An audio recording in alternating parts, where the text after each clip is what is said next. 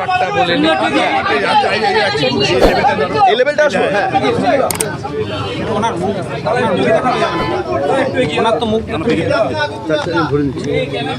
আমার পাঠটা প্রথমে বলে নিয়ে আমি সেদিনই ঘোষণা করেছিলাম যে পানিহাটিতে আজকে রথযাত্রা, আমি সেদিনই ঘোষণা করেছিলাম পানিহাটিতে রথযাত্রার সমাপ্তিতে আমি আসব এবং মহাপ্রভু শ্রী জগন্নাথ দেব, মহাপ্রভু শ্রী বলরাম, মাতা সুভদ্রাকে আরতি করে প্রণাম করে আমি আমাদের ডাক্তার বোন তার পিতৃদেব এবং মাতৃদেবী তার অনুমতি নিয়ে দেখা করব।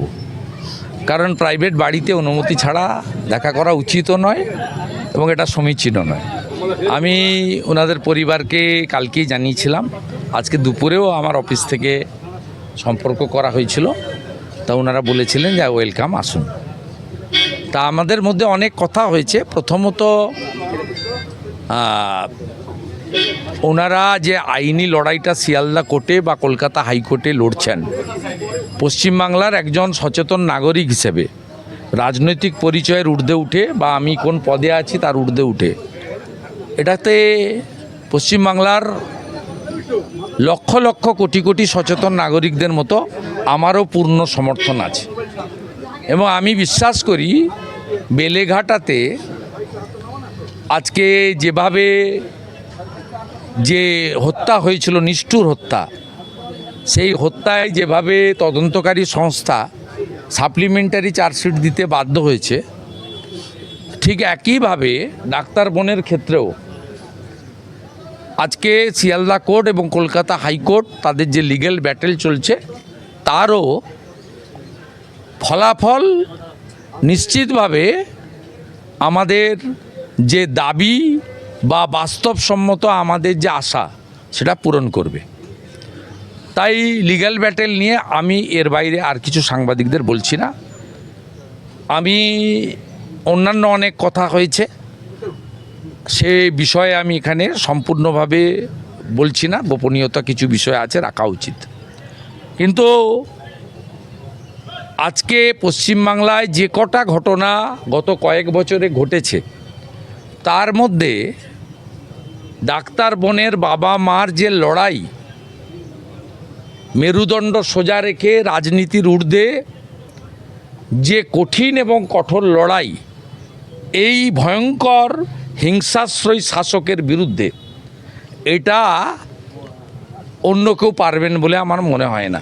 তাই তাদের দুজনকে তাদের এই কঠিন লড়াই, একেবারে লক্ষ্য অবিচল থেকে লড়াই, তাকে আমি কৃতজ্ঞতা এবং প্রণাম নিবেদন করি।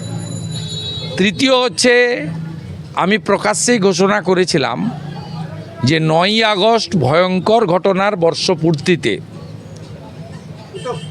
অরাজনৈতিকভাবে যদি ডাক্তার বোনের পিতা মাতা নবান্ন চলো অভিযানের মতো কোনো বড় কর্মসূচির ডাক দেন, তাহলে রাজনীতির পতাকা সরিয়ে রেখে আমরা সবাই অর্গানাইজও করব, পার্টিসিপেশনও করব। বাকিটা ওনার মুখ থেকে শুনবেন। উনি শুধু আমাকে বলেছেন, মাতৃদেবী বলেছেন যে 9 তারিখও হোক, যেভাবে গত বছর 27শে আগস্ট ছাত্র সমাজ করেছিল, আর সাথে সাথে অরাজনৈতিকভাবেই নাগরিক সমাজ, যুব সমাজ, ছাত্র সমাজ সবাই এগিয়ে এসে 14ই আগস্টে গতবারের মতো রাত দখলের কর্মসূচিও পালিত হোক, এটা মাতৃদেবীর ইচ্ছা। অর্থাৎ আমি খুশি, কৃতজ্ঞ। আমি আগামী 1 মাসের বেশি সময় থাকলো হাতে, আগামীকাল 6 তারিখ আমি এই কর্মসূচি সফল করার কাজে আমার রাজনৈতিক সাথী শুধু নয়, সমস্ত শুভানুধ্যায়ীদের নিয়ে, এবং গতবারে যে ছাত্র সমাজরা যারা করেছে, গ্রেপ্তার হয়েছে, 109 জন জেল খেটেছে, 109 জন, তাদের মামলা এখনও চলছে, তাদের সম্মিলিতভাবে নিয়ে এটা অর্গানাইজ করব। আরেকটি বড় প্রাপ্তি আমাকে ডাক্তার বোনের পিতৃদেব দিয়েছেন যে আমরা সেই দিন থাকব। বাকি কখন থাকবেন, কিভাবে থাকবেন, সেটা আমরা যারা অর্গানাইজার থাকবো আমাদের সঙ্গে আলোচনা করে পারস্পরিক ঠিক করব। সময় আছেন, সেটা ওনারাই কর্মসূচির একদিন, দুদিন, 3 দিন আগে প্রপারলি আপনাদের জানিয়ে দেবেন। আমার কথা হয়ে গেছে। বিরোধী দলনেতা হিসাবে কি আপনি অন্য দলগুলোর কাছে, বিরোধী দলনেতা হিসাবে অন্য দলগুলোর কাছে কি আহ্বান করবেন? এটা তো দেখুন, আমি যে দল করি, আমাদের দলের আরজি করের ঘটনার পরে স্ট্যান্ড খুব ক্লিয়ার। আমরা বলেছি যেখানে এই ইস্যু নিয়ে লড়াই হবে, আমরা পতাকা ছাড়া আমাদের যেতে কোনো আপত্তি নেই। আমরা যেমন পতাকা নিয়ে দলীয় ব্যানারেও কর্মসূচি করব, যেখানে পতাকা বর্জিত কর্মসূচি হবে সেখানেও বিজেপির কোনো কর্মী সমর্থক ভোটারের যেতে আপত্তি নেই। কিন্তু সেক্ষেত্রে যেন ন্যূনতম সম্মান প্রত্যেকের থাকে। অভিজিৎ গাঙ্গুলি বা অগ্নিমিত্রা পালদের মতো অসম্মানজনক পরিস্থিতি যেন কেউ তৈরি না করেন, এটাই আমাদের স্ট্যান্ড ছিল। সে স্ট্যান্ড আজকেও আছে। এবং গতবারে 27 আগস্ট ছাত্র সমাজ যে আন্দোলন করেছে, তারা বলেছিল যে রাজনৈতিক নেতৃত্বরা আমাদের দূর থেকে সাহায্য করুন, মানে পরিচিত মুখদের আসতে না। আমি রেল স্টেশনে থেকে ওদের সাপোর্ট দিয়েছি। আমি 50,000 জলের পাউচ, মেডিকেল, যারা আহত হয়েছিল 35 জন চিকিৎসা, 109 জনকে জামিন করানোর ব্যাপারে আইনি সাহায্য, লয়ার প্রোভাইড করা, সবই করেছি। এক্ষেত্রে যে কর্মসূচি পিতামাতার মুখ থেকে শুনবেন, কমপ্লিটলি নাগরিক সমাজ, যে নাগরিক তো আগে, তারপর তো রাজনীতি। অর্থাৎ যদি আপনি মনে করেন যে হুঁশযুক্ত মানুষ, মানুষ নামটা হয়েছে কেন? যার হুঁশ আছে। তা আপনি যদি হুঁশযুক্ত মানুষ হন, আপনার লক্ষ্য যদি ঠিক থাকে, এবং এটা যদি অত্যন্ত মর্মান্তিক বেদনাদায়ক ঘটনা ঘটে থাকে, এবং এই সরকার, এই মুখ্যমন্ত্রী দায়ী থাকেন, এই পুলিশ দায়ী থাকেন, বা তদন্তকারী যে সংস্থাই থাকুক না কেন, যারাই থাকুক না কেন, তাদের কাছ থেকে এখনো পর্যন্ত সঠিক বিচার না পাওয়া যায়, তাহলে সে আন্দোলনে সকলে অংশগ্রহণ করতে পারে। এক্ষেত্রে আলাদা করে দলকে, সামাজিক সংগঠনকে, ধর্মীয় সংগঠনকে, ব্যক্তিকে আমন্ত্রণ করার বিষয় নেই। বাধা তো কারোর ক্ষেত্রেই নেই। সবাই আসুন, সবাই যোগদান করুন, নিজের মতো করে যোগদান করুন। এবারে একটা টিম তৈরি করতে হয় যারা পুরো বিষয়টা দেখাশোনা করবে। 27 আগস্টে ছাত্র সমাজের যে তরুণ যুবক যুবতীরা এগিয়েছিল, তারাই এই অনুঘটকের কাজটা করবে। আমরা সবাই আমাদের শুভানুধ্যায়ীদের নিয়ে হাজারে হাজারে অংশগ্রহণ করব। নিশ্চিতভাবে শান্তিপূর্ণভাবেই প্রতিবাদ হবে, পুলিশ তার কাজ করবে, এবং ওনারা 2 জন থাকবেন বলেছেন। এটা একটা এই আন্দোলনকে অন্য মাত্রায় নিয়ে যাবে বলে আমি বিশ্বাস করি। কিন্তু আগামী 1 মাস প্রচার চালাবেন এই অভিযান নিয়ে? সেটা আমি পরে বলব। কিন্তু আপনার না আর ইন্টারভিউ না, আপনি বলছি, নবান্ন অভিযানের ডাক কি আপনি দিচ্ছেন এবং তাদের কাছে? আমার মেয়ে একজন পশ্চিমবঙ্গ সরকারের কর্মচারী ছিল, এবং পশ্চিমবঙ্গের শিক্ষা প্রতিষ্ঠানে সে পড়াশোনা করত। সেই শিক্ষা প্রতিষ্ঠান এবং তার কর্মস্থলে তার এই আজকে নির্মম পরিণতি হয়েছে। কখনোই তার দায়, এবং স্বাস্থ্য সচিব কখনো তার দায় ঘাট থেকে নামাতে পারেন না। সেই কারণেই আমরা ঠিক করেছি আগামী 9ই আগস্ট বর্ষপূর্তি উপলক্ষে 1 বছর হয়ে যাচ্ছে, আমরা ন্যায় বিচার পাইনি, এবং আদালতে রাজ্য সরকারের যে ভাবমূর্তি এখনও আছে তারই প্রতিবাদে এবং ন্যায় বিচার ছিনিয়ে আনার জন্যে আমরা নবান্ন অভিযানের ডাক দিচ্ছি।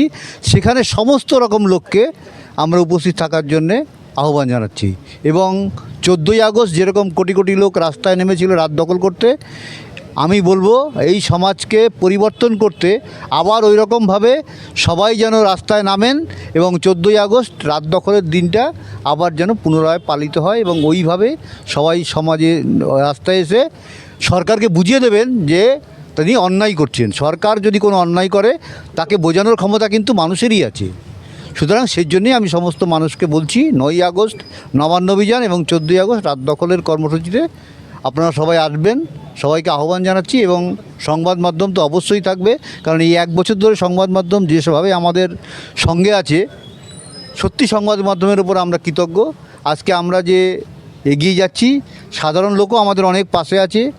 যতদিন আমরা ন্যায় বিচার না পাই তাদের সবসময় বলবো আমাদের পাশে থাকতে, এবং আমরা যে সমস্ত আন্দোলনে কর্মসূচিতে যোগ দেবো তারাও যেন অবশ্যই সবাই মিলে এসে যোগ দেন, তাহলে সরকারকে আমরা বুঝিয়ে দিতে পারবো তুমি বিচার না দিয়ে অন্যায় করছো। অভয়ের ঘটনার রেশ কাটতে না কাটতে 1 বছরের মধ্যে কসবাহ কাণ্ড দেখা গেছে। এরকম ঘটনা যদি আমরা সরকারের উপর চাপ না রাখি পরবর্তীকালে ঘটতেই থাকবে, কারণ সরকার তার নিজের জায়গাটা ঠিক রাখছে না, সরকার তার নিজের কাজটা ঠিক মতন করছে না। আজকে একজন মুখ্যমন্ত্রী, আমি আবার বলছি বারবার একটা কথা রিপিট করতে হয় বারবার, একজন মুখ্যমন্ত্রী যখন চেয়ারে বসেন তিনি একজন সরকারি কর্মচারী ছাড়া কিছুই নন, কিন্তু তিনি সমস্ত প্রশাসনিক ক্ষমতাগুলো অপব্যবহার করেন, ভোগ তো করেনই প্লাস অপব্যবহার করেন। সেই জিনিসটাকে তাকে বুঝিয়ে দিতে হবে, এই আন্দোলনের মাধ্যমেই তাকে বুঝিয়ে দেওয়া সম্ভব যে আপনি অন্যায় করছেন এবং অপরাধমূলক কাজ করছেন, এটাকে আপনাকে বন্ধ করতেই হবে।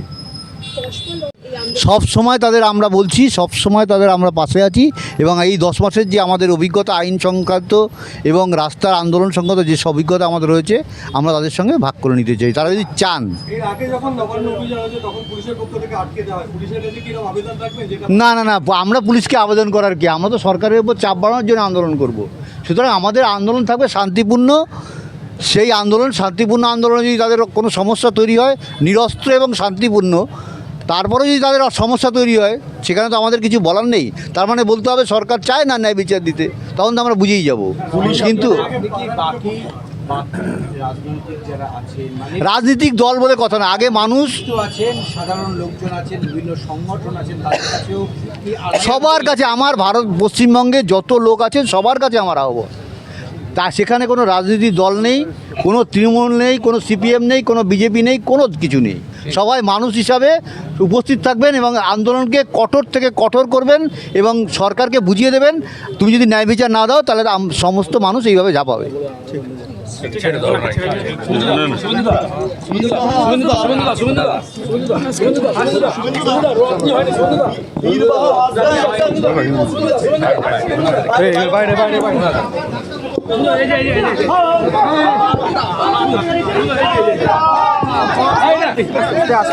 আরে এগুলো করেন না।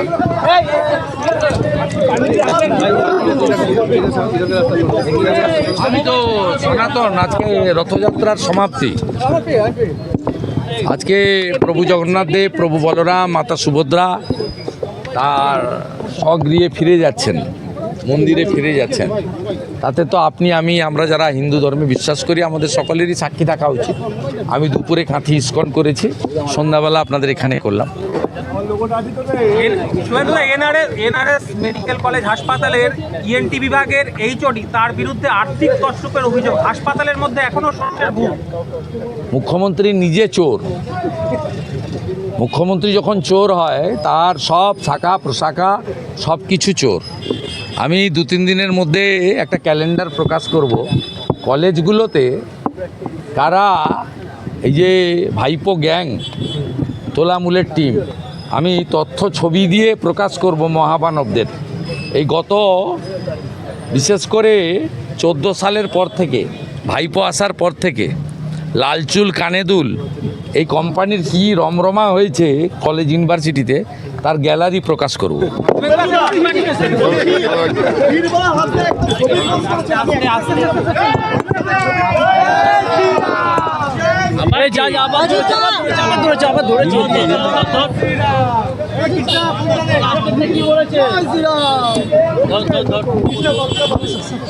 খাবারে এই খাবার দেওয়া হচ্ছে, বীরবা হাসদা নিজে পোস্ট করছেন, ঝাড়গ্রামের হাসপাতাল। ওই তো স্থানীয় অধিবাসী, ও পরিবারের সঙ্গে আমার অনেক দিনের সম্পর্ক ছিল, অনেকবারই ওনার পরিবারের সঙ্গে সবাইকে আমি চিনি জানি, এবং ওরা খুব রাজনৈতিক পরিবার।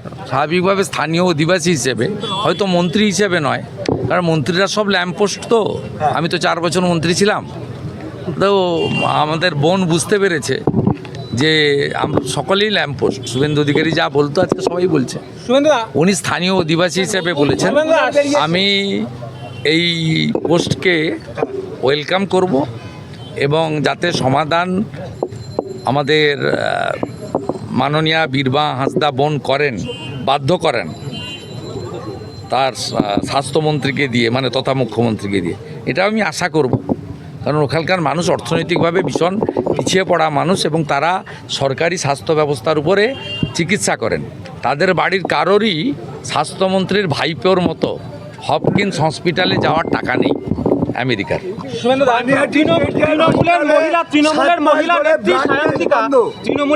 নেত্রী সায়ন্তিকা তিনি বলছেন কসবা ঘটনার পর যে এই ধর্ষণ, সামাজিক ব্যাধি মন্দির, কলেজ, হাসপাতাল যে কোনো জায়গায় যে কোনো সময় ঘটতে পারে। এদের কথাবার্তার উত্তর না দেওয়া ভালো। আমার এত দৈন্যদশা হয়নি, দুরবস্থা হয়নি, এই সব লোকেদের কথার উত্তর দিতে হবে। আপনি এটা মদন মিত্রকে জিজ্ঞেস করুন। জয় শ্রীরাম। হ্যাঁ ঠিক আছে, ছেড়ে দাও আর লাগবে না শোনো